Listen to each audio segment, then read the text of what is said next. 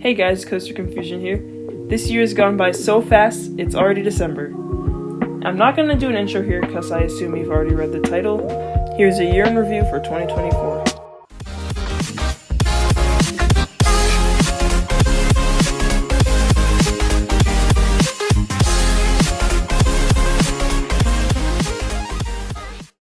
First, we have Top Thrill 2, the reimagined version of Top Thrill Dragster, an intimate strata coaster at Cedar Point.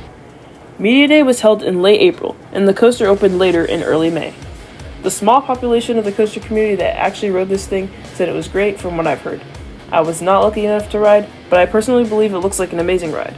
But the original version looks better. That's because I love King Ka's hydraulic launch, and you probably know where I'm going with that later. Anyways, as you probably know, Top Thrill 2 closed about a week later, and it was announced that it would be closed for the remainder of the 2024 season. This is very sad as it looks like an amazing ride.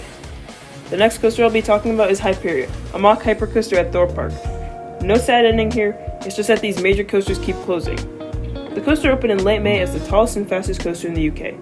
A day after the opening day, it closed unexpectedly. The ride opened later in mid-June, and 3 days later, riders were stranded on its lift hill, and the ride was closed for a day. Can't you see a trend here? The ride was later closed for unforeseen circumstances. I mean, what's going on here? Though the ride's back open now, this year, parks seem to have an obsession with closing rides. King Ka's closure was probably one of the saddest moments in the coaster community. Why did they do this to us? And to themselves? I have no reason to go to Great Adventure after this. The closure was so sudden, only some were able to get their last rides. I think that this was the worst coaster event that happened this year. Also, speaking of Great Adventure, Flash Vertical Velocity was supposed to open this year, but they just recently got this thing testing. The coaster is now set to open in 2025. Now, can we just talk about Caudaland? The announcements of this park being open and their coasters were made several years ago, 2022 if I'm remembering correctly, and I'm pretty sure there's still tracks sitting in the parking lot. And if we look at the roller coasters that opened up in 2024, there are not very many great coasters. We can't even get coasters open this year. I think the only great coaster that is open and stayed open this year is Hyperia.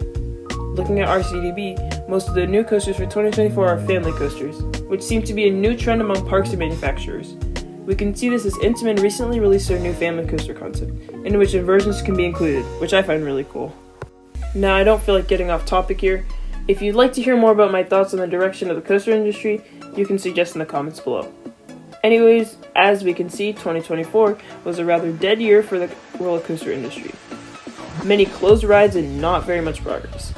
I think that's about all I have to say here. Comment down below your opinions on this year of coasters. I will be signing off now, so be you and keep riding coasters.